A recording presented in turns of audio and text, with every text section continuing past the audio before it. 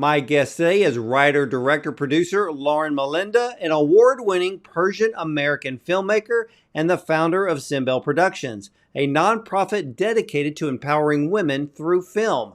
Now, she is currently developing her first narrative feature, Echoes, and a TV series on her Ukrainian great-grandmother who worked as a midwife to the Shah of Iran.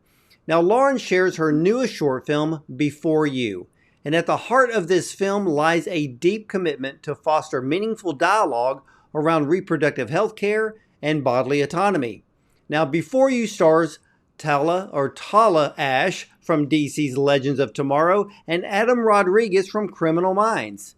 Now, this film, Before You, has already been selected for St. Louis International Film Festival and Cordillera International Film Festival and was recently appearing and has appeared at the Cleveland International Film Festival. So, ladies and gentlemen, let's welcome filmmaker Lauren Melinda and her short film, Before You, to the show. Welcome, Lauren. Thank you. Thanks for having me. Very grateful to be here. What a very powerful, emotional, heartbreaking film, but with a feeling of hope and healing, I would say, towards the end of the film. Why was this type of film or this type of story so important to tell? And was it based on true events? Yes, yeah. So a couple years ago, my husband and I experienced an abortion due to medical issues, and it wasn't until after I had my daughter that I started to feel a lot of the memories of that abortion, of that experience, really coming up in my body, in my mind. And I was working on another script and started to feel like this could be something really important for me, not only to just process all of those emotions, but also this my interest in memory and how memory functions and how we could hold two such vastly different emotions at the same time. And so I did start taking notes about what were the things that kind of would trigger me. I took a log of, okay, when I hear this sound, it reminds me of this. And these are a lot of these things were elements that I then used in the film. But yes, this is absolutely a very true story, not only for myself, but for many women that I know, which I didn't come to know about their stories until after I had written and directed the film, which goes to show that, this is not something that a lot of people talk about, that there's a lot of silence around these decisions. There's a lot of shame and guilt. And so it was important to me to be honest and to tell my experience and to share that in the hopes that, other women would be able to see their own story on screen and feel less alone. Was it very therapeutic for you to do this film? I think so. Yeah, I do think so. I think it helped me. I think maybe being so open and vulnerable about it also was helpful because I wasn't holding the experience so tight to my chest, and it wasn't the secret that I had, so I think that and in the process of the film, right, there's the writing, the getting the team together, then the writing, the writing, the filming, and then now putting it out into the world. It's all of those experiences have kind of helped, I think, me process the reality of the experience. So yeah, I think at the end of the day, I'll say yes. Yeah, you know, millions of women can tell this same story. Hmm. Um, Yeah. what type of stories have you been told or other women have shared with you that have seen your film and can relate to it? Yeah, not only people who are close to me. I have dear friends who I had no idea that they had experienced the same thing. I think it helps those who have even experienced miscarriage, really relate to this and be more open about their struggles in conceiving.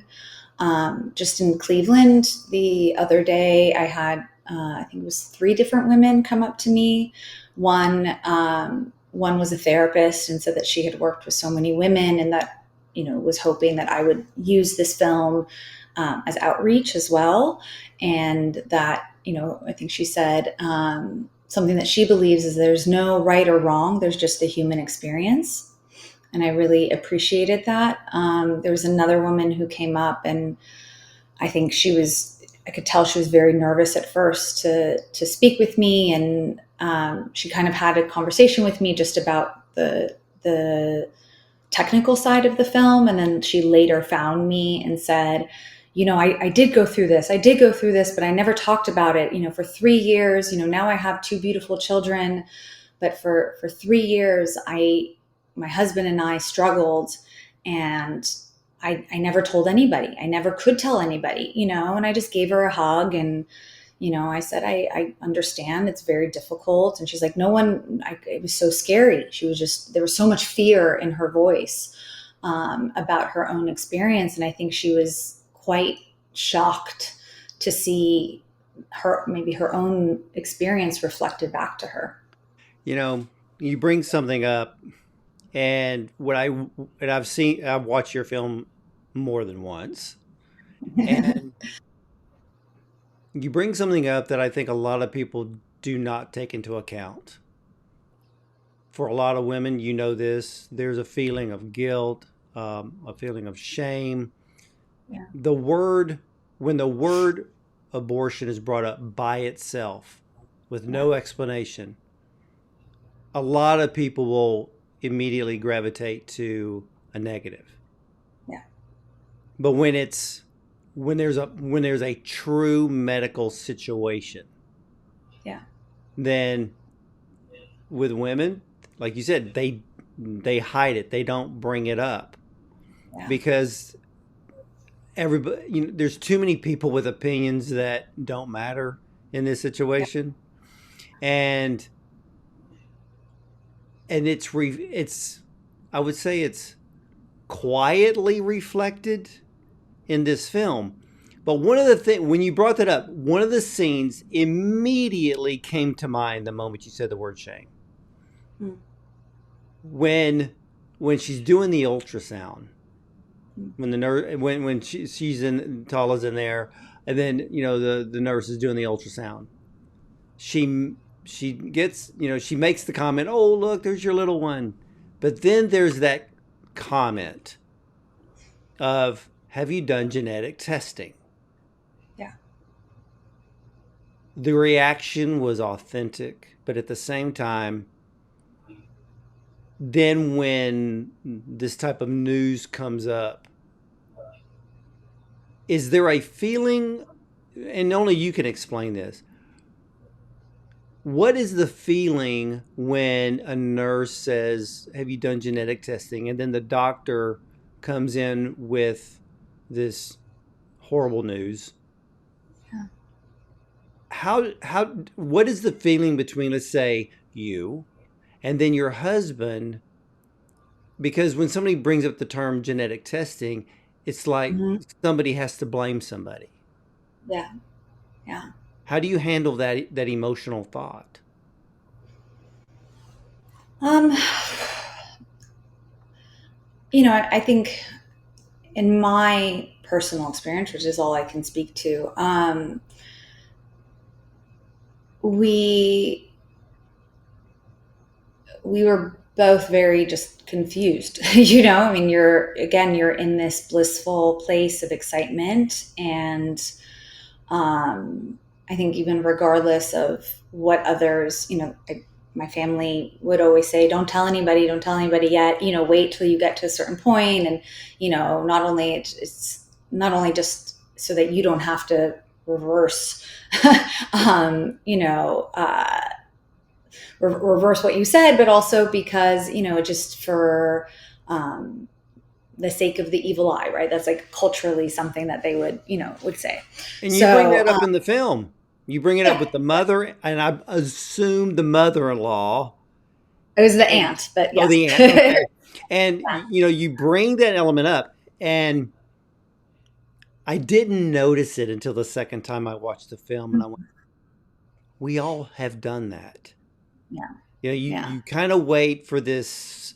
What is it? The first trimester to kind of pass before you, or right before you start showing, before you get to tell the whole world, like, okay, we've passed, the uncertain stage, so to speak. And like yeah, you said, absolutely. if you go early, you can't take it back. Yeah, yeah. And it And there, makes the yeah, situation tougher. yeah. I mean, I think it's there's such. I think again, like I think throughout the film, there's such this push and pull between wanting to be celebratory and wanting to imagine what your life will look like with this new child, and then that the these clues or these moments that then arise where it's no, don't tell anybody, something bad could happen, or have you done your genetic testing, that it's such a roller coaster of emotion, and at the end of the day we don't know the truth of how the pregnancy will go. My experience was my husband and I both had a genetic variant. And so there was a 25% chance that, the pregnancy would not be viable. And we knew that going in. And, I spoke to somebody who said, oh, no one would ever say, oh, there's your little one. And my husband and I always think back to when I had gone in for testing. It was actually for the CVS, where they actually test they take a sample of the placenta for Hmm. testing for genetics. And the woman drew a thought bubble on the ultrasound and wrote hi. And she said, oh, there's your little baby. And my husband and I were like, what? Like, we're here for a reason. We don't know if this pregnancy is going to be okay. Like, what are you doing? So I think that while it feels like, why would somebody say that, there is the reality of, like, it is exciting. It is, it is something that people want to celebrate.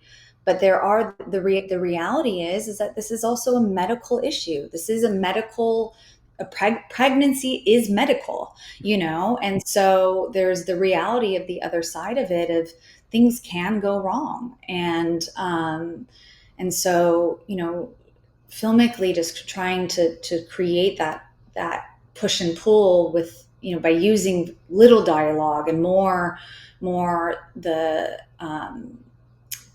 composition and the theatricality of the movement of the characters, instead of just saying it all out loud. Yeah, and that's what I want to ask you about, because I was so impressed, Thank you. because I'm talking on the whole technical side here, because I want to get back into the story. But the Sure. first thing I noticed about your film is the way that you transitioned from scene to scene made it so unique. You didn't do the same fade into mix type of transition. Yeah. It was probably one of the best ways to tell a story from the past. Thank you. How did you come up with the various ideas of the scene transitions? And did your cinematographer, Ludovica Isidori, help you visually tell this story in that way? Yeah, I mean, I think, all the transitions were initially in the script. So everything was very specific, in that um, I should say, I knew that in order to truthfully represent the way that memory works, it wasn't about a hard cut. It wasn't about, as you said, a fade. It's what are the triggers? What are the moments that come up in our body and in our mind that lead us to that memory? And how is memory created, in which the present moment is actually um, affects the way that we perceive our memories as well. And so, thinking about that in terms of color, in terms of movement, in terms of the transitions was all very much planned from the beginning. And I would say not. I mean, Ludo was instrumental in that. Danny Sistone, my production designer, was incredible. He came on actually before Ludo. And so he and I did a lot of this together because everything is practical. So he built all of the sets, everything from the elevator, the hallways, Aunt Lena's room. I mean, everything was built. And so we could control those transitions a little bit more, a lot more, so with walls moving but that was always the idea behind the film, was to really accurately portray how psychologically we have memories. And We deal with see memories. that when I look back, because I think I've memorized this film, the transitions. Now, here is a film that is live action. Hmm. The transitions, I can literally picture not only on a storyboard, but as if the whole film was animation because the editing is so seamless. Oh, You should get an award just for the editing of this film alone thank you, thank you. because it is something to see. And for all of you watching and listening, and you're a filmmaker, you have got to watch before you, not only just for the story, but if you're going to watch it just for the technical aspects, you will learn so much from this Oh, film. Because, and I'll use one of the examples. When she was in the passenger seat of the car, yeah, and she's just barely going to recline it, but then bam, instantly she's already, in the room getting ready for the ultrasound. The transition was so quick and seamless. oh, But also too, like when the doctor came in to give the news, she yeah, feels trapped. She wants to get away from the news. Now, I cannot even imagine that type of news and feeling completely helpless because you can't change the situation. You yeah. can't change the outcome. But your cinematic metaphors in this film, Thank you. incredibly brilliant. Oh, thank you. Thanks. It means a lot. I mean, it really does. And Thank you. so when she was sitting there in the doctor's office and then the whole seatbelt scene comes up, I'm like, wow. You kept the dialogue of this film to an absolute minimum, but you Mhm. allowed the emotion, the movement, the camera shots, even the score to tell Yeah. the whole story without the audience having to hear words being spoken because visually I this film is just brilliant from a visual point of view. Thank you. Thank you. Well, I don't know if you know, I come from the art world, so my background is photography. So I was always, to me, you know, the visual language is the language that I know. So incorporating a bunch of, especially about something that is so internal. It's if it's internal, you're not saying a bunch of things. Like you want to, how do you, Well, how I have talked to I have talked to artists, and I'm not going to call them painters, but they're artists in that world. I've Yeah, talked to famous photographers, and you can look at any piece of work, and the person looking at it will interpret in how they see it. So yeah, I can see where your talent came in to interpret these scenes. And to me, I think one of the most powerful scenes in this film was the elevator. Oh, I know. Yeah. When I Yeah. first saw it, I went, okay. I went back and I played it. I went back and Yeah. played it again, and I'm like, okay. So I'm going to let you help me here because Okay. the scene with the colorless balloons in the elevator, Yeah. they were neither pink nor blue, just Mhm. colorless. Did they symbolize babies who were not yet born, perhaps, or dreams lost? Yeah, I think probably Dreams Lost more.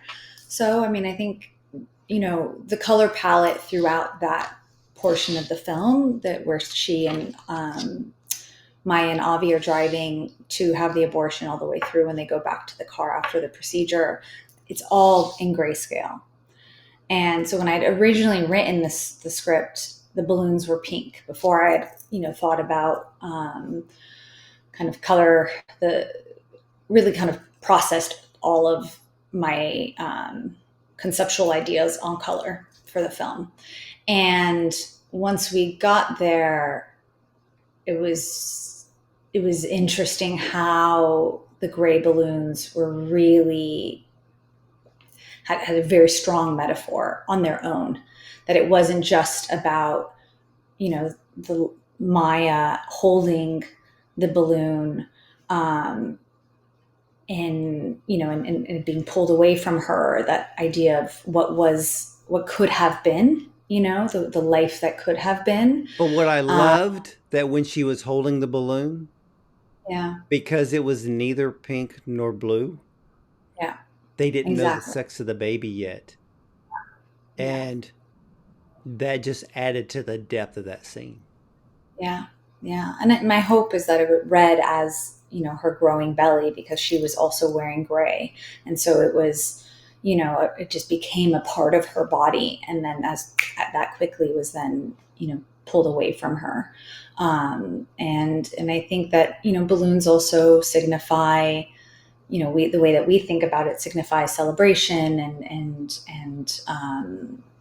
a joyous occasion. And for her and Avi to be confronted with these balloons that do not represent that, I think is hopefully a reflection of their own emotional state in that moment. And that emotional state is carried through the hallway because Yeah. the hallway was, like you said, that whole palette of that scene is gray.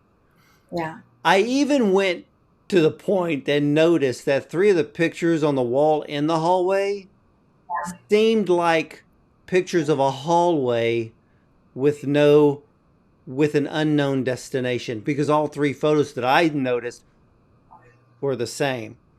Correct. Yeah. Thank you for Because noticing. yeah, I wasn't sure hey anyone would look, ever notice. and I'm glad you did. I watch a film as if Kubrick is looking at it because Oh, he yeah. hides things. And I've Yeah. learned that directors will put things in scenes that the audience may never even know are there, may not actually know their meaning, but Yeah. I know they're there for a reason. And when I saw those pictures, I went, now that is Oh, interesting. So I'm oh, thinking, I know it plays a part, but when I yes. looked at the whole gray palette and just for the hallway scene, Yeah. I looked at it. I looked at both the looks, the emotion, I'll say, the emotion and the countenance on their face. Yeah. It showed me that they are numb, Yeah. they're fearful, a sense of dread and or sadness, or all four and more. Yeah. It's a moment in time in which life loses the love and the joy that you expected to embrace, but now it's gone. Yeah. Yeah. Absolutely. That was probably the hardest scene for me personally to film. I think I had the um, the most visceral response to the hallway scene. Yeah, Yeah. I would. Yeah, yeah, I can see that. I think, Yeah. yeah, because I cannot even, I literally cannot even imagine. to make the drive, to park the car, and to go in the elevator, and you know, especially if someone's in the elevator, maybe somebody's bringing a pink teddy bear or whatever, and there's a in the situation in the elevator, there's half joy and half sadness going on at the same time. Yeah. Well, And yeah. Oh, sorry. Is it okay if I uh, bring up a story real fast? oh yeah, if you want to, yeah, of course. A woman said to me that when she went to have her abortion, it's the door was on the labor and delivery floor. I mean, the room was on the labor and delivery floor. So here she is going to an appointment to have an abortion. She's hearing women giving birth, hearing babies crying. And on the door where she was to have her abortion was a gray elephant. Yeah. And so it was just so, I mean, it was, I honestly can't remember That's who not told me. okay. That's not even fair. That's not fair. Right. That's when I was It should have been on a separate floor. exactly. And the metaphor of that is nobody wants to talk about the elephant in the room. I What mean, is how wrong obvious. with what is wrong with Yeah. people? Yeah. And it's really, and that's what women are experiencing when they're already I mean, right now, just not, my film is not meant to be political, but just for a moment, like the, the extreme scenario that women are experiencing today. I mean, that's nothing, the ability to walk, I think to even just be able to walk into a hospital and have an abortion is not even possible for many women. So, but for those women who have been able to, or have had the experience of having the abortion, having to be in that situation, it's really can be incredibly, it's trauma over trauma. I mean, I don't want to use the word trauma so freely, but I think in this case, I think it really truly is, It is. you know, It yeah, is. I agree with you, Lauren. It is traumatic. yeah, And you know, you look at the situation for millions of women and it is completely unfair. It's a moment in creation in which no one has any say over. hmm And yeah. it's tough. And but then you have this moment in the film. I actually had to go back to watch it a few times just to it's not visual, you have to listen. Mm, And it's when she disappears into the sofa, but then you hear a fast heartbeat. There are yeah. voices of those in the room, and then it goes silent. It's a very profound moment in the film.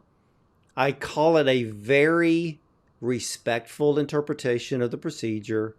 Why did you Okay. choose to interpret that procedure in that way? Um, Again, I think it's about the internal experience. I think um, we did go through a lot of different iterations of how kind of the womb could be represented, and I think I just finally came to the conclusion that if she is, she's been put under, and what is happening to her psyche at that moment, right? So it's a mix of um, what is she experiencing in a state of being put up by after being put under, and then what is happening in the womb. So we are also in the womb with her, and it's I think they're all of a lot of the dialogue from and the sound come from other parts of the film. So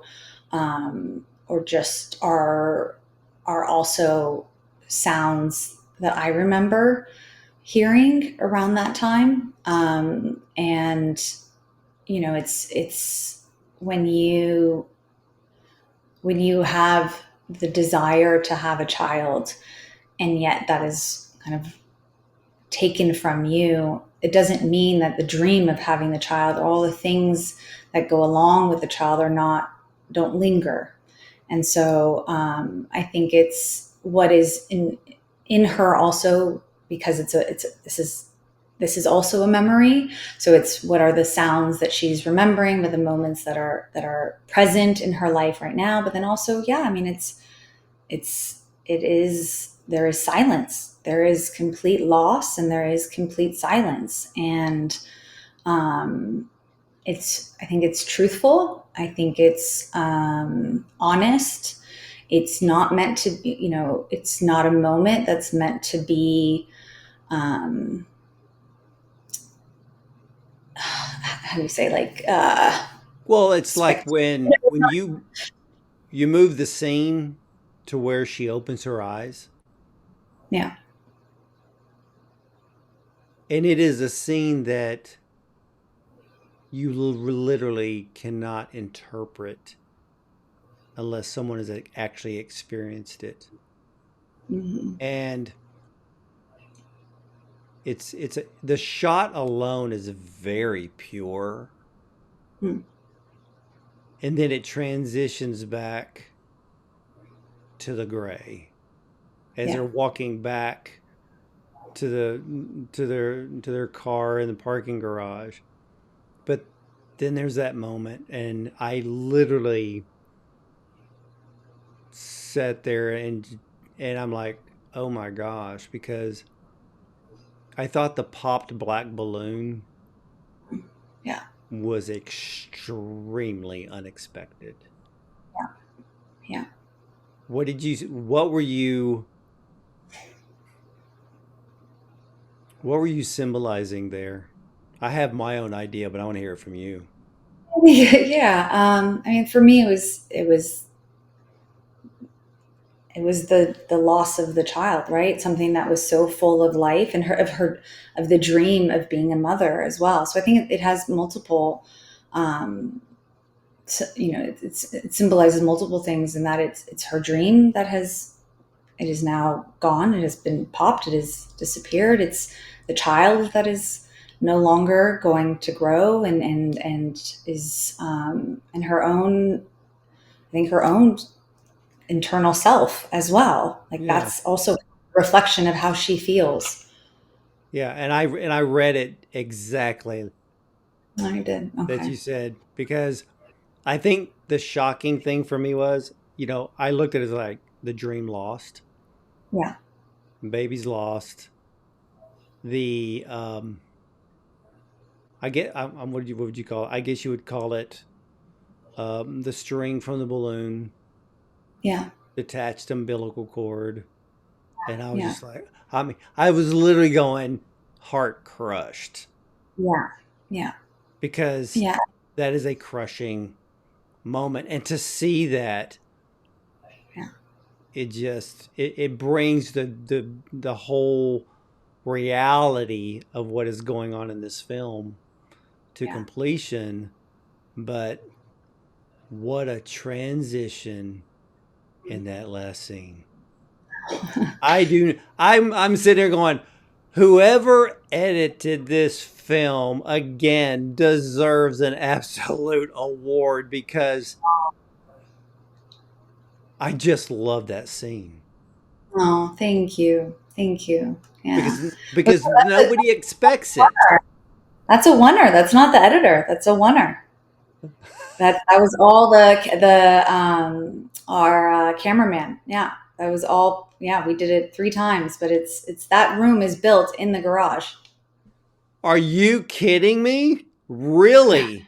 I was yeah, wondering how you pulled off the, yeah. the, the So transition from that. yeah, am I allowed to say? I don't know if it's not, the No, that's film's fine. not out. I mean, was it done? Was it done as a one shot? Yeah. Incredible. I'm so impressed. Oh, thank you. I mean, Yeah. you're doing things in this short film that I would only expect in a feature.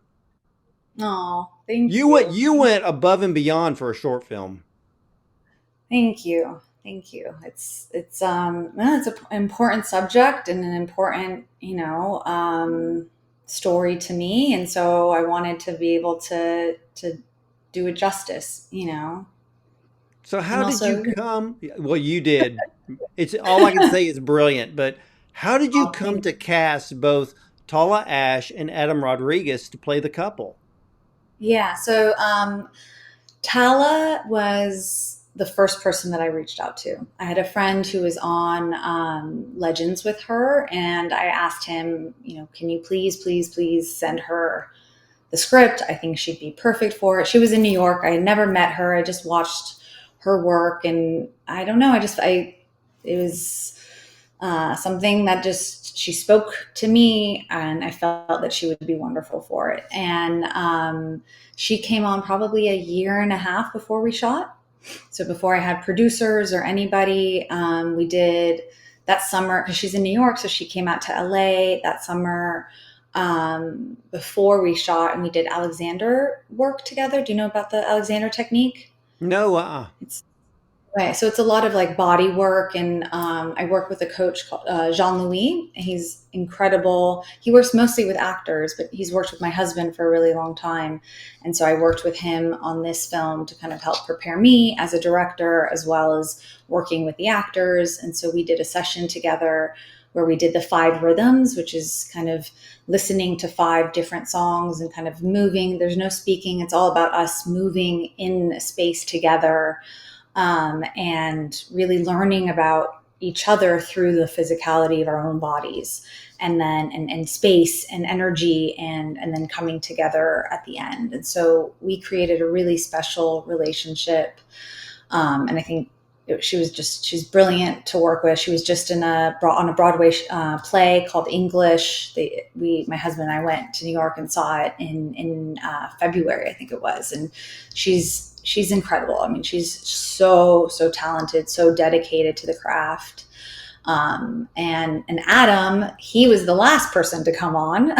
So I had my first and my last. And Jean-Louis had actually worked with Adam on another film, and we were having difficulty kind of finding the right person for Avi. And I think a lot of the actors didn't necessarily know how to hold, these two very difficult emotions at the same time, right? They didn't know how to be in experiencing their own grief, but needing to also be there for somebody else, having confusion, and just the incredible mix of emotions. I think it was difficult for a lot, especially men who hadn't been through anything like this. So I had, there were three other people I'd spoken to. One had never been through anything similar. One had just had almost lost his wife in childbirth. So it was just too close, too close to him to get to be a part of it. And then I met Adam, and he's this amazing, generous soul. He's a dad. He has three kids.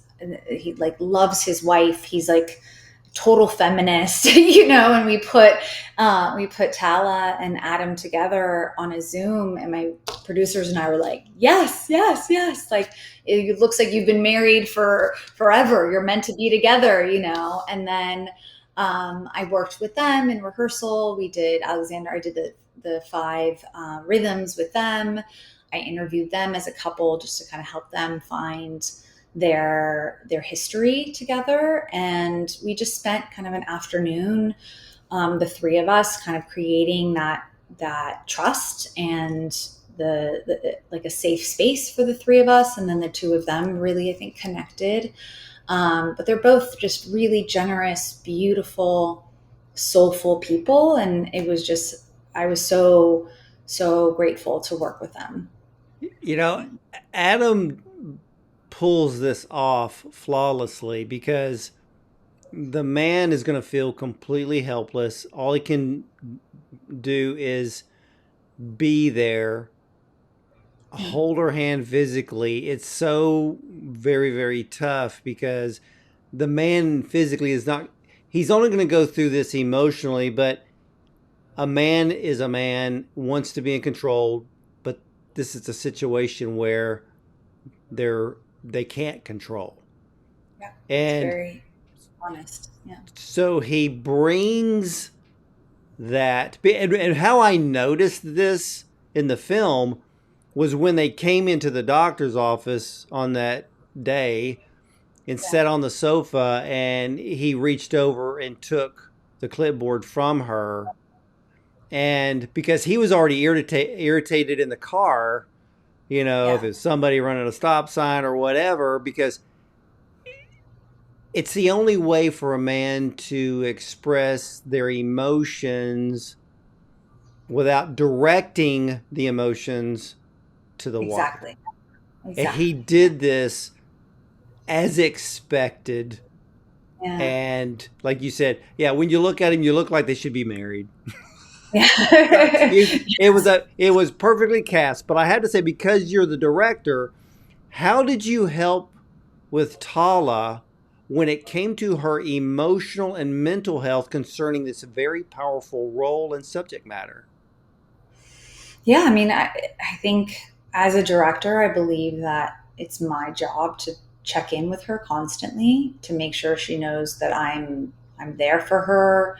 I think the experience that we had prior to shooting, if it was just sitting and having a coffee together or doing the Alexander work, there was this inherent just trust that we created between the two of us, and I think um, I hope and I think that she always knew that I was 100% on her side and was holding a lot of space for her because she needed that.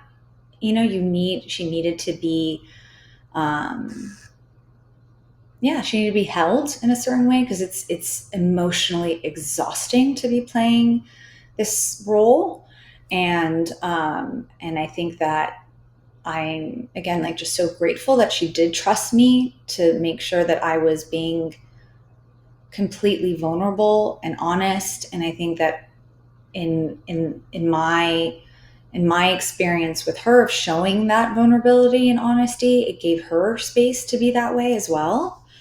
And yeah, I mean, I think it just, the constant checking in and without being annoying, is very important, and I mean, I think overall, just having a lot of calm on the set was very important. We made sure that everybody that we hired, I spoke to my producers very specifically about, like, we cannot have anyone who is not thoughtful and aware of the subject matter that we are working on here, and that we don't need a ton of extra hands that are unnecessary, but, like, let's really create a safe and holy environment for her to be able to do the work that she needs to do. Well, you did. How many days, since you had to build these sets, how many days did it take to film it? 3 days. We should Wow. have done 4. I still tell my producers we should have had 4, but I think we got it in 3. No, no, So, no. you No, you got it. You got it because know, I have, I do, I should not have. I have, I do, and will do more. I cover some extremely tough subjects. I have covered this subject before, but this is a very polarizing issue, but mostly in the political realm. yeah, But you bring a film with an unbiased view that I greatly appreciate. You remove the guilt and the shame because there's no fault. no, In this type of situation, there is no fault. There's no no, one to blame. yeah, Those that have to go through this need to realize that. I still understand why women do not openly talk about it because, it's kind of like you have to be careful to know who your real friends are because there are just yeah, certain things that you just don't bring up because there's just some people that either quickly spout off their opinion, which absolutely means nothing. Um, because a lot of people, they will look at a subject like this one and not realize um, the emotion behind it, the yeah, feeling that someone goes through, and you can't be flippant yeah, about a subject like this. So, but for you, this, and ladies and gentlemen, this is how one tells a story correctly when an issue such as abortion is the subject. Lauren, I want to commend you for creating such a powerful and compelling film Thank you. that will not only help, but really will be a blessing to millions of women who have either experienced this or may experience it in the future. Yeah, absolutely. Absolutely. Yeah, I think it's definitely it's a human story, and not a political one. And my hope is that also that this will, reach across lines and speak to people who, have, their own preconceived ideas of what it means to go through something like this. And I think regardless if it's a planned pregnancy or an unplanned pregnancy, abortion is never easy. It is never anything anyone wants to go through. It's can be incredibly painful. And I think it stays with all of us, and it's a very personal, very, very personal experience, and it should be respected as that. But thank you so much. I really, I hope that this reaches a wide audience and that it can help women and men in their own experience of loss. And I appreciate everything that you've had to say about it. Thank Well, you for. you are very, very welcome. And this is a film in which both sides of the aisle cannot complain. The only other film that I've ever seen on the subject in which both sides of the aisle cannot complain was Red, White, and Blue. Yeah, And but it hers was a gut punch, which I told yeah, Nazarene it was, and she did it, yeah. and she did it for that reason. But Yeah. you bring healing with this film, Oh, thank you. Thank you. Yeah. and And women, all these women should be healed, we Yeah. we yes, and as a society, we need to show grace, we need to show mercy, Yeah. compassion, and love, and that's what this film does. Oh, thank And you. ladies and gentlemen, Lauren Melinda's short film Before You explores Thank you. abortion for medical reasons based on true events. A euphoric pregnancy takes a devastating turn when a medical prognosis forces a woman and her husband to accept the harsh necessity of a heartbreaking abortion for medical reasons, a procedure currently banned in 14 states. Before You is powerful, it's compelling, it's heart wrenching when the choice you are given isn't really a choice at all. A dream being snatched away. Well, this film is powerful, like I said, but was supposed to be the happiest and most joyful experience a couple could share. Now, I'm not going to get into the political ramifications of the story or the subject of abortion, but we need to allow medicine to be medicine. And Lauren Melinda's powerful storytelling brings techniques that are, well, creatively unique. The transitions from scene to scene can only be described as art. And with the guidance of her cinematographer, Ludovica Isidori, well, Before You captures the audience and doesn't allow them to escape the reality of such a heartbreaking and heart wrenching decision. Now, Tala Ash's acting, as well as Adam Rodriguez, is authentic and it is pure. One moment you feel the joy, then the sense of creation, and to have it brought into uncertainty by one reaction of a nurse. Then the finalization of the doctor's words that no one can escape from. You feel alone with her. Even in the midst of having a support system, it's just not enough to feel lifeless and drained.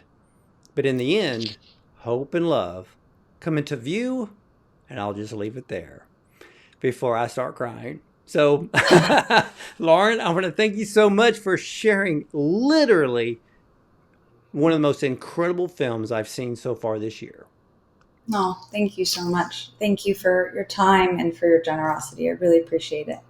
Thank Well, you. you're very welcome. And ladies and gentlemen, if you love attending all of the film festivals around the country, and before you is going to be there as an official selection, make sure that you are sitting in the audience when before you is shown. And for those of you who love cinema, well, you're going to learn a lot about filmmaking just by watching this film. For the rest of us, when you sit there and watch it, well, like I said before, hopefully grace and mercy and love, well, that's going to be the very thing that you will show to those who had to make a decision that was not their doing. So I want to thank all of you for watching and listening.